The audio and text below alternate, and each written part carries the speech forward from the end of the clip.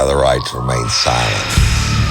Anything you say can and will be used against you in a court of law. You got a right to an attorney prior to or during any question.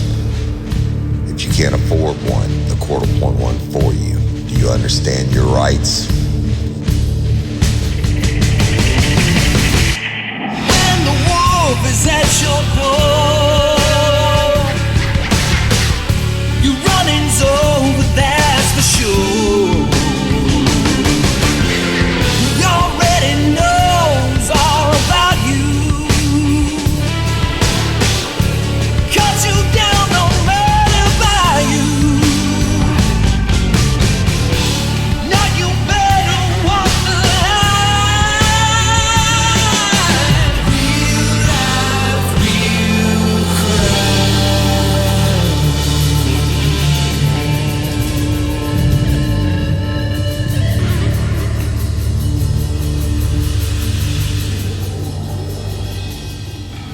Warning. This episode of Real Life, Real Crime, the podcast, may contain descriptions of acts of violence or that of a sexual nature and should be for people that are 18 years or older. Heed my warning, people. I do not get the facts of these cases off of the internet or from some television show. The facts I'm retelling you were presented to me by the victims of the crimes or the perpetrators who committed the crimes against the victims. My descriptions of the crime scenes, what I saw with my own two eyes. If you're going to get offended, please turn this podcast off now. Thank you. Hello, everybody, and welcome to this episode of Real Life, Real Crime, the podcast. As always, I'm your host, Woody Overton. Real quick shout out to my convicts and Patreons. These are my subscribers, y'all, that make this show run. I appreciate each and every one of y'all for your financial support. I love you, love you, love you. Thank you. Convicts are the subscribers through the Real Life, Real Crime Community app, and Patreons are the subscribers through Patreon, okay? So you can be one or the other. You know, they get commercial-free early releases every week. They get bonus episodes locked up in the vault. They get all kinds of case file materials and everything locked up. So if you want to become a patron or convict, please do, and we'll accommodate you. All right, y'all. Today I'm going to be continuing the series Mo. All right. And when I left you last, Brian Paul and I had interrogated for many hours a guy named Jarrell Marshall, who was under arrest for the first-degree murder of Sean Alberts and the attempted first-degree murder of Christopher Belazar and the double armed robbery. Now, I told you basically that he denied it the whole time. We tried every trick in the book, and he wasn't playing, right? But I have before me the transcripts of his final statement after all the hours and what we had him locked into, and I want to read it to you. And I've never got to do this before on Real Life, Real Crime. It's kind of a treat for me to get to go back, and I think maybe I've done it once or twice, but it's a treat for me to get to go back and read the questions, and it takes me back to the interrogation room and stuff like that. And I think you as listeners, and instead of me just telling you, if you get to actually hear what was said, you would appreciate it. So now on these transcripts, y'all, we had shitty recorders, obviously, back then, and we would do the tapes, and we had these little mini cassette tapes. This was before digital recorders, and on the recorders, and we would make the recording, we would turn it in to one of the secretaries, Miss Doris, and she would had the job of transcribing these interviews. And I don't think Miss Doris was, I mean, I loved her to death, right? But there's a whole lot of spots during these interviews where I'm going to have to say inaudible. So I'm reading you exactly what was said, who said it, and what was said.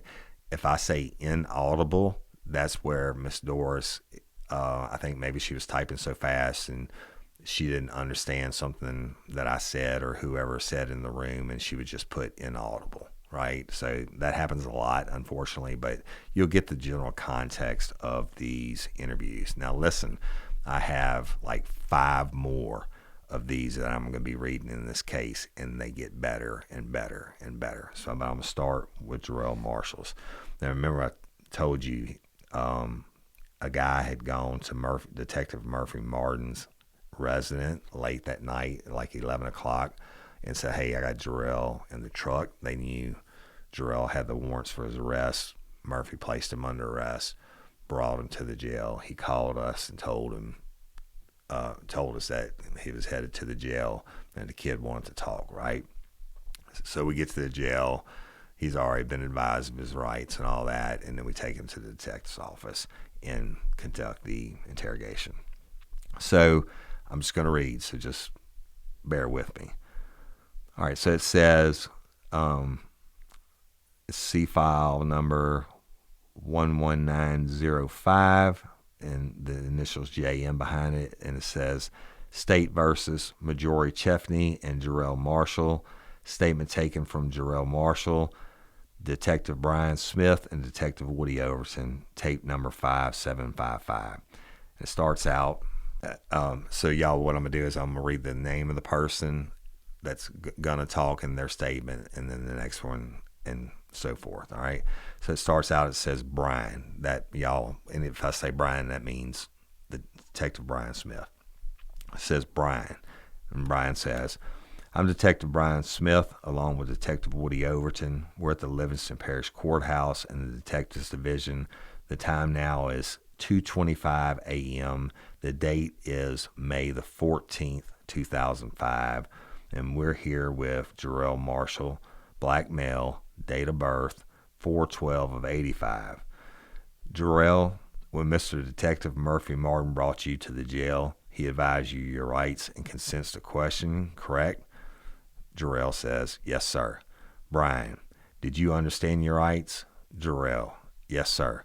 Brian, is this your signature? Jarrell, yes, sir. Brian, on this form of consent to questioning, you read that, and is that your signature? Jarrell, yes, sir. Brian, okay, you understood your rights, all right? You understand you're under arrest for 4 separate charges. The first one is principal to first-degree murder. The second one is principal to armed robbery on Sean Alberts. Third is the principal to attempted first-degree murder on Christopher Belazar. And the fourth one is principal to the armed robbery on Christopher Belazar, okay? Now, this is an incident that took place on May the 13th at approximately 3:30 a.m., between 3 and 3:30 a.m. Can you tell me your knowledge about that? Jarrell, I don't have no knowledge to it. Brian, you don't have no knowledge to it? Jarrell, inaudible, nothing about it. Brian, you don't know nothing about it? Jarrell, I don't know nothing about it. Brian, okay, can you tell me where you was out last night? Jarrell, I was first I went to a girl named Tamara Scott's house in Livingston. Then I went back to my Uncle Glenn's house where I've been staying. Brian, where's Tamara Scott's residence at? Jarrell, in Livingston, right over. Brian, you're probably going to have to speak up on the tape recorder. Probably is not going to pick you up. Jarrell, right over across the tracks, right here in Livingston. Brian, across the tracks in Livingston, Tamara Scott. How old is Tamara? Jarrell, 17. Brian, about 17. Is that your girlfriend? Jarrell, nuh-huh. Brian, just a friend? Who all was at Tamara Scott's residence? Jarrell, me, Josh, I don't know the other girl's name, Tanisha or something. Brian says, Josh who? Jarrell, Dantzler. Brian, all right, and from what time to what time was you at Tamika Scott's residence yesterday evening? Jarrell, From around 9 until about 11:30, Brian. About 9 until 11:30, Jarrell. Something like that, Brian. You have to speak up or it ain't going to pick up. Jarrell. About till 11:30, and I made it back to Albany about 11:30 or 12. Brian.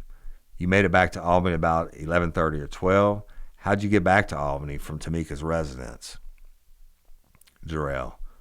From Tamara's. Josh. Brian. Tamara. And when you got back to Albany, where? Be more specific of you where you went. Where did Josh drop you off at? Jarrell. Josh dropped me off at my Uncle Glenn's house. Brian. Glenn who? Jarrell. Glenn Marshall. Brian. And where's he live at? Jarrell. North Cafe. Brian. You know the address there? Jarrell. No, sir. Brian. How far past Brown Road is that? Ed Brown Road. If you're traveling north on North Cafe line, Ed Brown turns to the right, correct? Jarrell, inaudible. Brian. How far? Jarrell, inaudible. Brian. About 200 yards past Ed Brown? Okay. Who was at the residence? Jarrell. At my uncle's residence?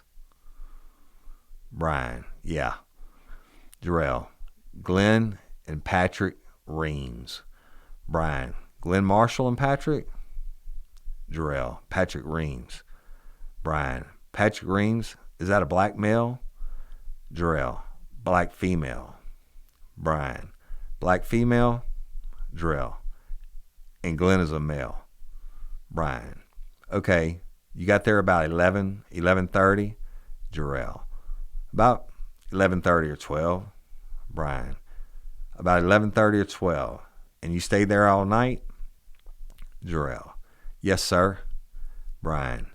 Did anybody come by during that time? Jarrell. No, sir. Brian. Or did you leave at any time? Jarrell. No, sir. Woody. And you said you were sleeping in the middle bedroom? Jarrell. Yes, sir. Brian. When you walk in the house, describe where you're at. Jarrell. When I walk into the house?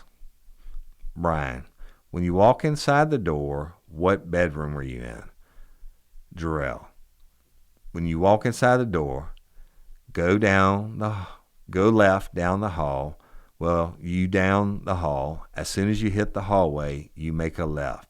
That's the bedroom. You go past down the bathroom. They in the back room. Brian.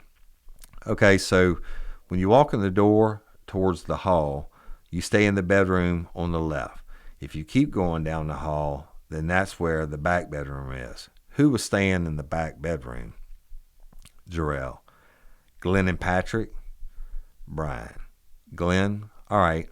What time did you wake up this morning? Jarrell. Around 9 or 10. Brian. 9 or 10? And where'd you go from there? Jarrell. To my inaudible. Brian. At what point did you hear of the homicide that took place, the shooting on Ed Brown Road? Jarrell. Inaudible. Brian. I can't hear you. Jarrell. It happened about 12 something. Brian. About 12 something? And who'd you hear it from? Jarrell. A little girl named Tasha. Brian. You know her last name? Jarrell. Jackson. Brian. And where did you see her at? Jarrell. At my cousin Dean's house. Brian. Where's he live at? Jarrell. It's a woman. Brian. Where's she live at? Jarrell. She live on North Cafe, inaudible. Back up the road, close to Ed Brown. Brian. Back towards Ed Brown? All right. What'd they tell you about it? Jarrell. Inaudible. Killed. Brian, did you know Sean? Jarrell, yeah, I know Sean. Brian, well, how well did you know him? Jarrell, we were pretty cool. Brian, you were friends with him? Jarrell, yeah. Brian, how long do you think you've been knowing him? Jarrell, inaudible. Teenagers. Brian, since y'all were teenagers? Woody, you said you never left the residence? Jarrell, inaudible. Woody, so there's no reason whatsoever at all, you, inaudible, you didn't leave the residence until around 9 something this morning when you got up, right? Jarrell, inaudible. Woody, between, let's say, 11:30, whatever, did you go to bed when you got to the residence, or what'd you do? Jarrell, I went straight to bed when I got to the residence. Woody, there's no reason anybody should have seen you on Ed Brown Road or Drake Road or Durbin Road or anywhere after 11:30 p.m., correct?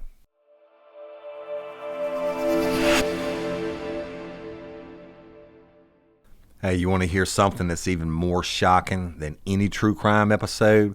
Since 2020, 2 out of 3 people report feeling extreme stress, and it's affecting their sleep and affecting their overall health.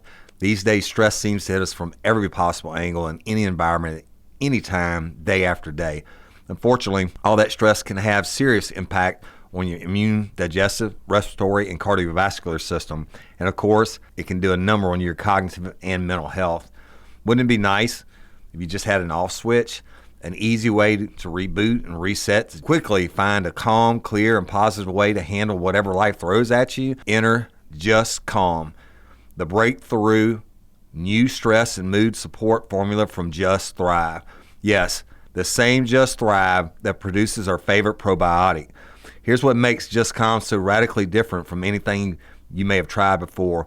It's the first retail available supplement to feature the proprietary psychobiotic strain known as BL1714. Psychobiotics are a new class of products that utilize beneficial bacteria to support your best mood, cognition, and emotional health. And BL1714 is the most heavily researched and scientifically verifiable strain available. In fact, numerous studies have shown that BL1714 can be an absolute powerhouse in the fight for your mental health well-being because it quickly promotes a healthy response to everyday stress. It encourages a steady, serene, and balanced mood. It drives mental clarity, focus, and alertness, and it even supports great energy and optimal sleep.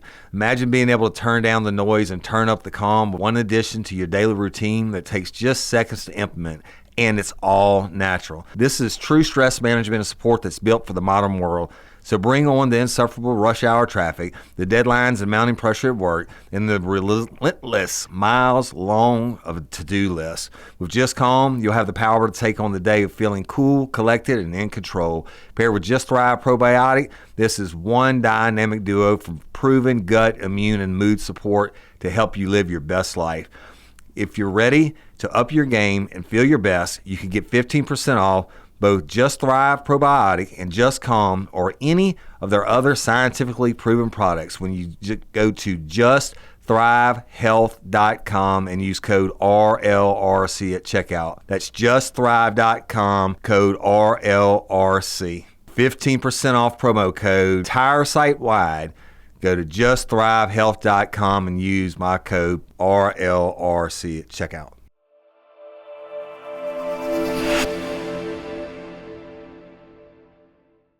Jarrell, correct. Woody, and 9 something Friday morning, right? Jarrell, yes sir. Woody, right. None whatsoever at all. Jarrell, none whatsoever at all. Brian, can you describe what clothes you were wearing? Jarrell, black jersey with some black shorts and white Reeboks. Brian, black jersey, black shorts, and white Reeboks. Jarrell, yeah, inaudible. Woody, have you, you know where Sean got murdered at? That lot, that empty lot, you ever hang out there? Jarrell, inaudible. A couple times, inaudible. Woody, when was the last time you were there? Jarrell, it was a while. Woody, how long was a while? Give me a guess. Jarrell, months. The inaudible. On the corner in a brick house, inaudible, right there. Woody, inaudible. It's been a month probably since you've been on that lot. Brian, you know Christopher Belazar? Jarrell, yes, sir. Brian, how well do you know Chris? Jarrell, inaudible. Staying at somebody's house that I know. Brian, have y'all ever had an argument? Jarrell, no, sir. Brian, and how well would you say you know him? Jarrell, inaudible. I seen him when I go through there. Brian, I mean, you seen him, or you actually introduced yourself to him and met him, or y'all just seen each other? Jarrell, yeah. Brian, have y'all ever spoke? Jarrell, inaudible. Yeah, I spoke to him. Brian, about how long you think you've been knowing him? Jarrell, about 5 months. Brian, 5 months. Does he stay on Ed Brown? Where at? Jarrell, in a blue house on Ed Brown. Brian, you know who his girlfriend is? Jarrell, yeah. Brian, what's her name? Jarrell, Tessa. Brian, Tessa, all right. Woody, you know Rodney Dillon? Jarrell, yes, sir. Woody, and when was the last time you saw him? Jarrell, Sunday. Woody, where'd you see him at? Jarrell, on Drake Road. Woody, Sunday wasn't Mother's Day, was it? This past Sunday, was it?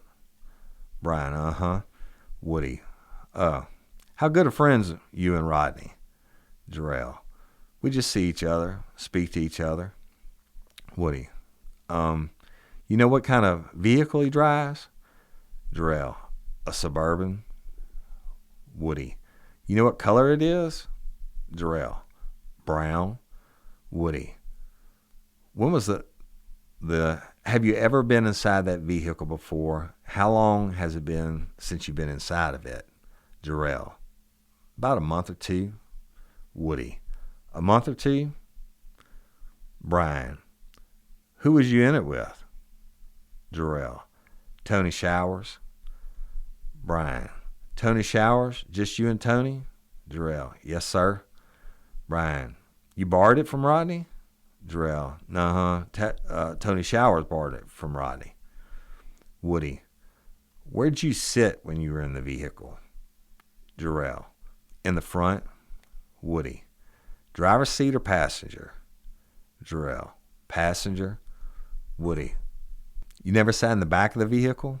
Jarrell, no, sir. Woody, there shouldn't be any reason, any prints or DNA or anything like that. Jarrell, shouldn't be anywhere. Woody, past the front passenger seat? Jarrell, past the front passenger seat. Woody, now, you say it's been a month and a half or so. Jarrell, 1 or 2 months. Woody, 1 or 2 months, you've been in the vehicle, and when you were in the vehicle, you sat in the front passenger seat. How long were you in the vehicle for? Jarrell, we went from E-Tops to the inaudible, to the Waffle House, and then we went to some girl's house, inaudible. Been about an hour. Brian, about an hour? Jarrell, we got back in. Then when I went over there by the girl I was with, one of her other boyfriends came over there and got into it with me. She called the police on him and ended up going to jail. We both got back in the Suburban and went to the jailhouse and picked her up, and then some other girl. Woody, you know a guy they called Mo? Jarrell, no sir. Woody, Rodney Dillon, your cousin, you don't know him? Jarrell, don't know him. Woody, never seen him? Jarrell, never seen him. Woody, we showed him a picture of him before, and I identified him as being, what's his real name, Brian? Brian. His real name is Majori Cheffney. Have you ever heard that name before? Jarrell, no, sir. Brian, Medjoure, Majori. Last name is Cheffney, Chefney. Never heard of him? Jarrell, no, sir. Woody, you never hung out with him? Jarrell, never hung out with him. Woody, never seen him in a public place, E-Tops, or anywhere else? Jarrell, no, sir.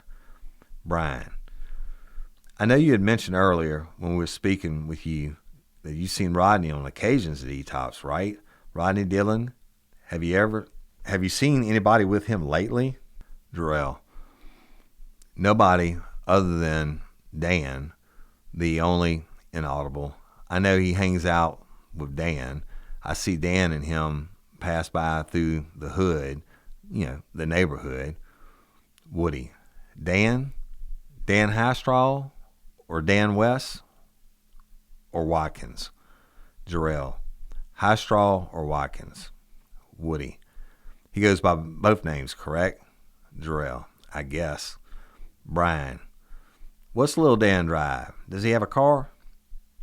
Jarrell, only thing I saw him in, he'd be in Rodney's Suburban. Sometimes he'd be in a small white Toyota.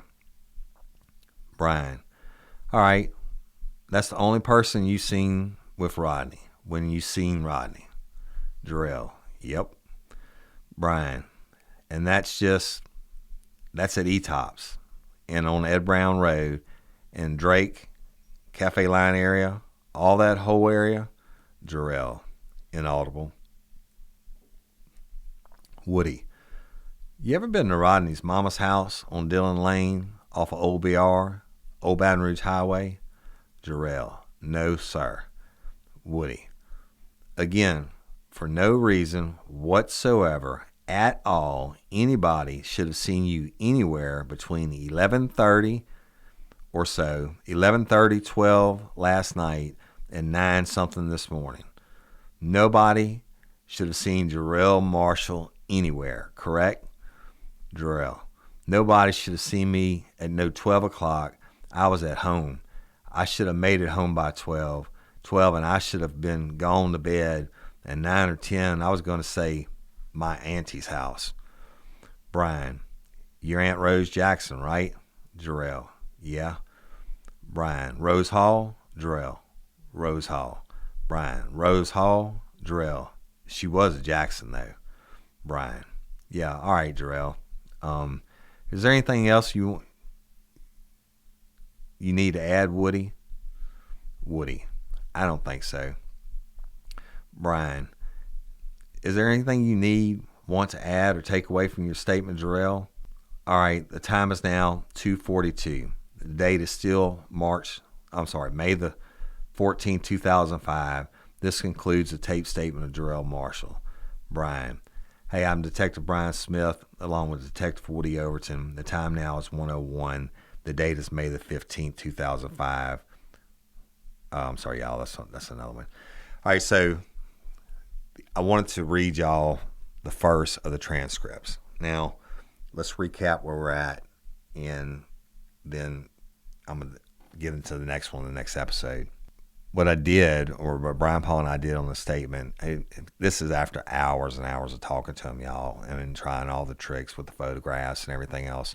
So when we knew he wasn't going to change his story, we come back and we put it finally on tape. Otherwise, these little cassette tapes would last like 30 minutes, and it was just standard practice. We got in with the bad guy, locked him into their story, would try to, pick holes in it or whatever, and when they stuck to the story, we let it slide. In the very end, you lock him into that on the statement. So what happened was he, like I told you last week, he's denying anything. He's denying knowing who Mo is.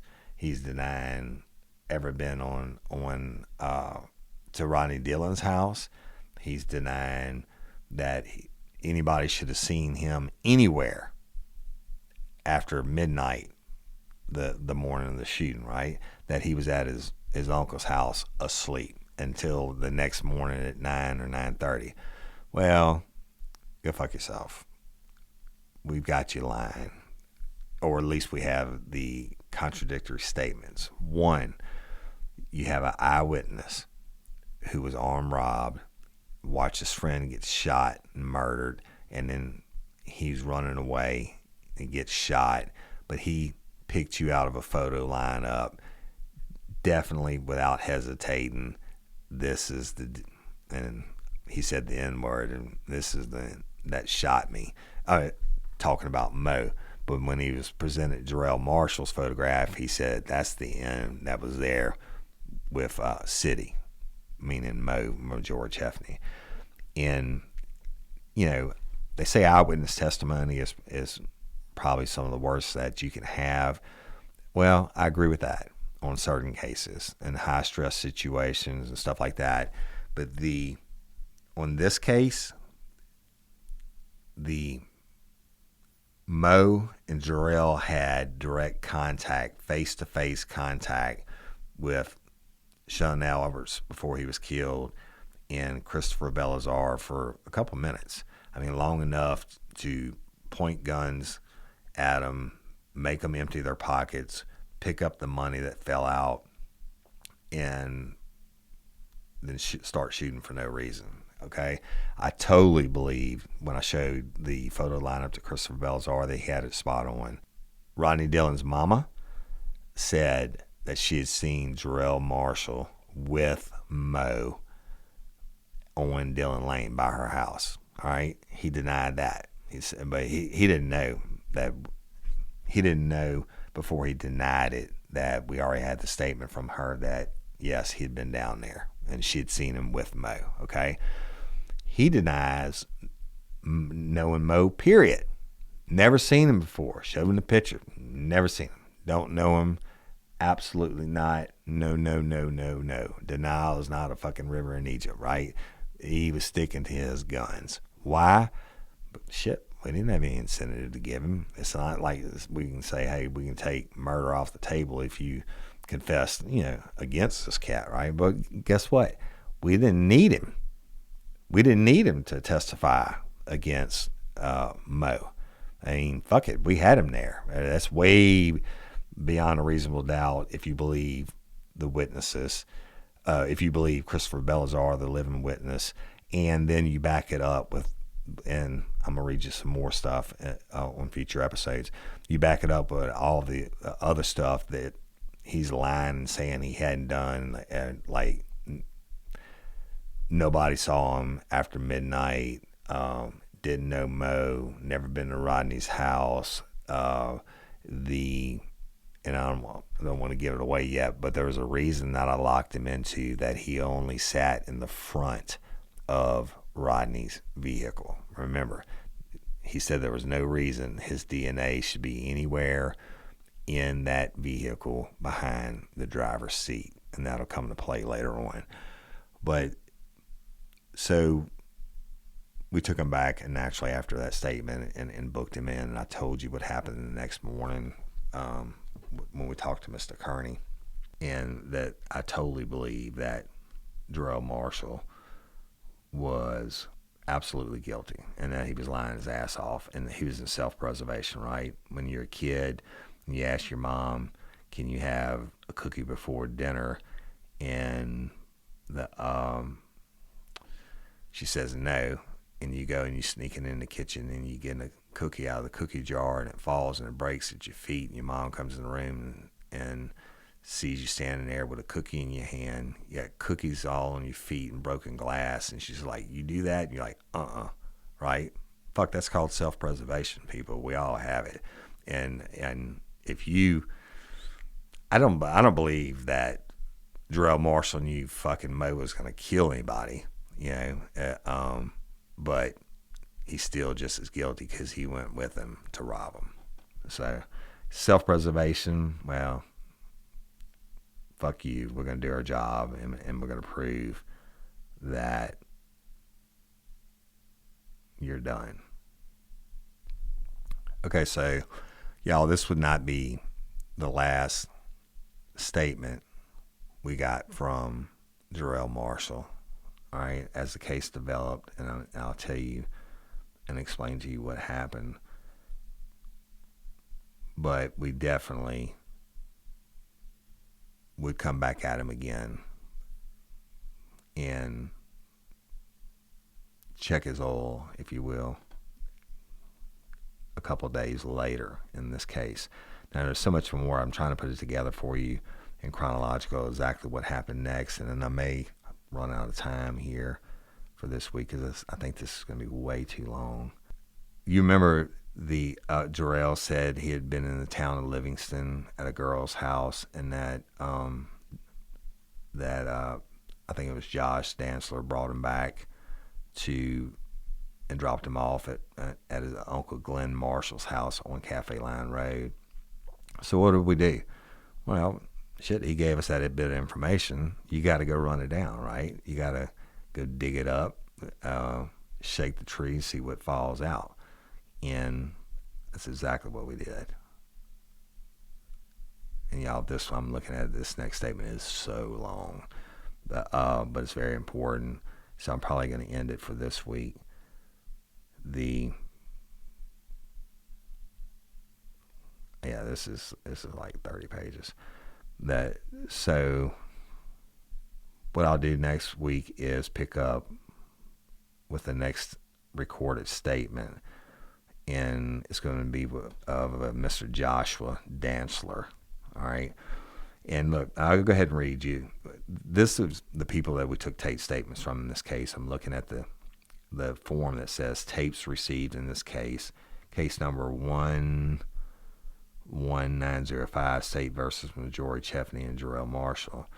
Tape number 5754 is when we taped Majority Cheffney. 5755, Jarrell Marshall. 5756, Christopher Belazar. 5757, Sonia Johnson. 5758, Joshua Dantzler. 5759, Travis Dantzler. 5763, Ricardo Miller. And 5764, Cordero Marshall. All right, each one of these are like Sonia Johnson. I'm not going to read to you that is the house that Christopher Belazar ran into. Remember, after he had been shot, and he stayed there sometimes. Obviously, I think that may have been his aunt or something. I don't remember. So I'm not going to read you that one. You just heard the first part of Jarrell Marshall's. Christopher Belazar, I'm not going to read it to you. I've already explained it to you, what had happened and what he said and everything else. But it is imperative that I read the next interviews and tell you what happened. And the next one will be with Joshua Dantzler. Okay? So, remember, y'all, this is first-degree murder. This is a death penalty case all day long and twice on Sunday. And Sean Alberts, I call him a good victim, meaning Christopher Belazar was slinging dope. I mean, he could say whatever he wants to. I know what he was doing, okay? And I know what he's done since. But he got robbed. And I mean, it doesn't, if you're a dope dealer or whatever and you get robbed, you're still a victim of a crime. And he got shot, right? And he, by the grace of God, didn't get several more bullet holes in him because of that piece of shit jam, the Tech 9. But Sean Alberts, y'all, during this time, we had talked to his mom and brothers again.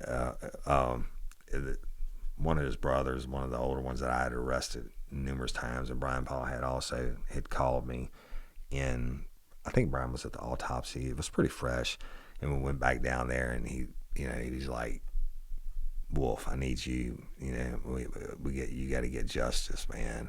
because we're gonna kill him. If you don't find him before we find him, we're gonna kill him. And I was like, bro, you're gonna go to prison for the rest of your life. And if you don't get the needle, just let us do our job. And he just wanted to talk. So even if you're a bad guy, if you're a technically bad guy, a dope dealer or whatever, they're still human beings. But Sean, he didn't deserve it. And I look at these crime scene photographs again, and the damage done to this kid, who had everything going for him. But stay tuned. This case gets much, much more interesting as it goes along, and I have tons and tons of information to share.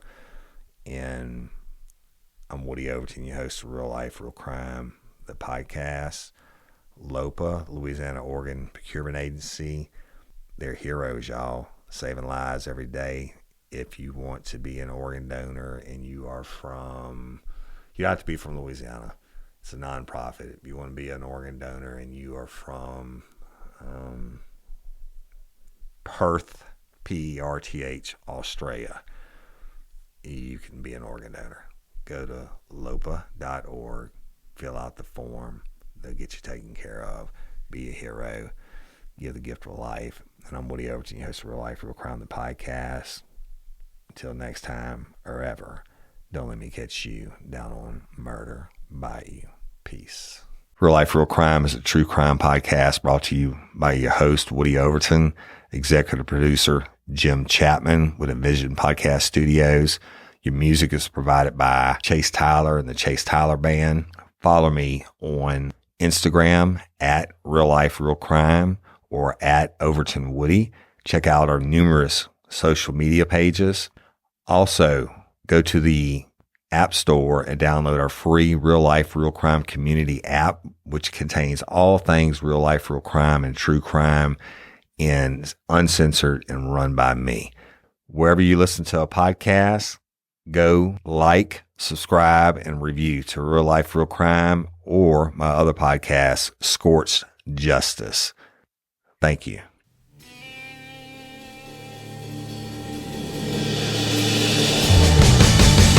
You have the right to remain silent. Anything you say can and will be used against you in a court of law. You have a right to an attorney prior to or during any question. If you can't afford one, the court will appoint one for you. Do you understand your rights?